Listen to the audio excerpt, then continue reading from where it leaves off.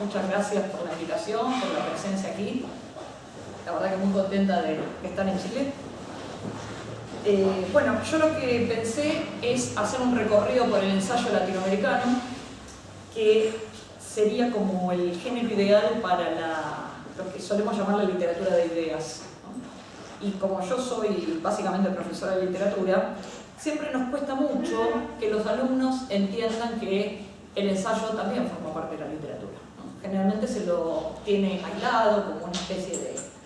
de género menor que no tiene que ver con el estudio en sí de la literatura. Hay una especie de idea de que la literatura es o la ficción o la poesía.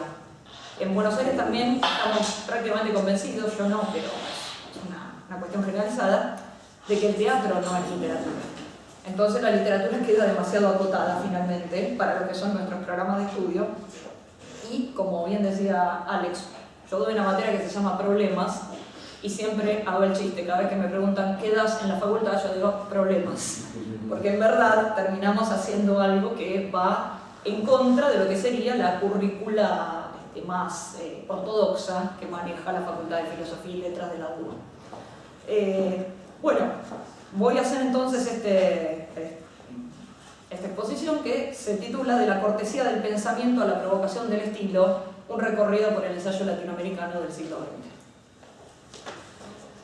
Una posición ancilar, lateral, menor, es la que le corresponde al ensayo como género de ideas frente a otros ejercicios de escritura que encuentran respaldo tanto en la rigidez estructural como en la solvencia de una tradición o en el carácter proliferante de sus producciones. Resulta tentador enfrentar el ensayo a otras discursividades con las que ingresa en tácita polémica, pero no como reacción del género que ha sido vapuleado y bastardeado, sino apenas para establecer diferencias y apuntalar definiciones. Prefiero entonces operar una fenomenología de la forma ensayística que recaerá en algunos modelos inevitables para procurar luego un abordaje original de los ejemplos latinoamericanos, convencida de que no hay mejor modo de conjurar las ideas fuera de lugar que insistir en crear una teoría latinoamericana, inmune a las pretenciosas academias metropolitanas que lanzan como anatema los términos postcolonialismo, colonialidad del poder y subalternidad, a fin de recuperar desde nuestra América la voluntad de autodefinirnos.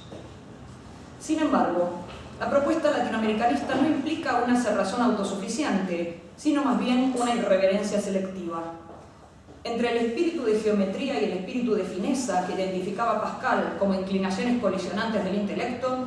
la de la inteligencia hermética y la de la sugerencia abierta, reclamo la libertad de surtirme de ideas allí donde ellas se encuentren, ya sea en la áspera Alemania pródiga en filósofos, en la remota India que se liberó del Imperio Británico pero no se sustrajo a los estudios culturales iniciados en las islas, en el África magrebí que en los años 60 devolvió a América Latina su formación caribeña con la figura de Frantz Fanon,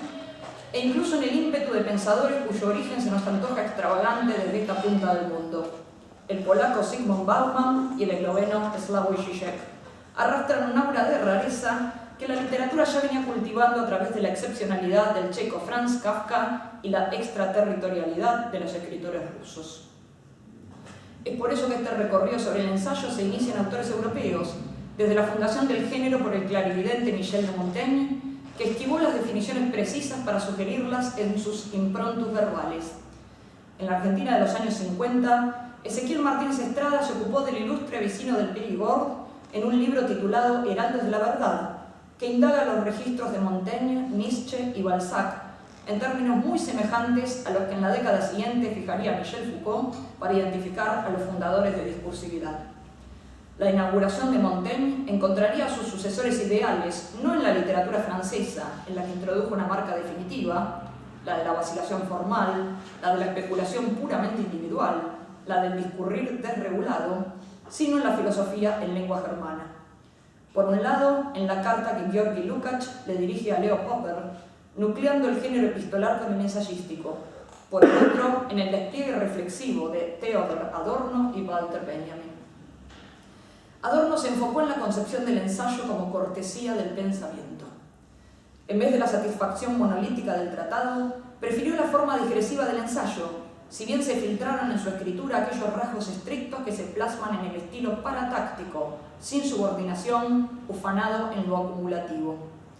Benjamin, por su parte, menos proclive a la enunciación filosófica teutónica y más próxima a las formulaciones poéticas del romanticismo de Viena, optó por la forma fragmentaria, convirtiendo sus textos en el erizo que los hermanos Schlegel habían escogido como analogía más ajustada para el fragmento.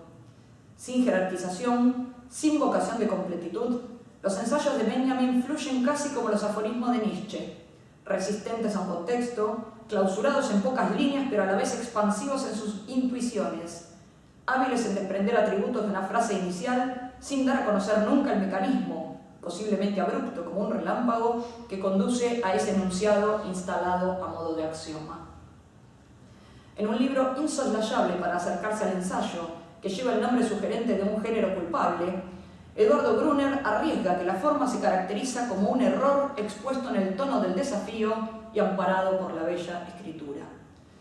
Esas trampas del estilo acuden a sostener un discurso que avanza y no se cierra, resistiéndose así a la amenaza de toda teoría, que es el círculo vicioso en que naufragan sus convicciones más brillantes. En el ámbito latinoamericano, debería agregar, es el género más apto para el desarrollo de ese discurso que Julio Ortega caracterizó como discurso de la virtualidad, tercera manifestación continental junto al discurso de la abundancia y al de la carencia que tipificaron las escrituras locales. El discurso de la virtualidad permite proclamar la utopía, se entusiasma en las compensaciones imaginarias y habilita lo que Pedro Enrique Sureña llamó en 1925 la utopía de América. La utopía apela al ensayo como modo ideal de enunciación porque apunta al carácter performativo que promete el género, a la ética de la convicción en que se cimenta. En tal sentido se trata de un género autojustificador. Quien escribe se manifiesta en el ensayo,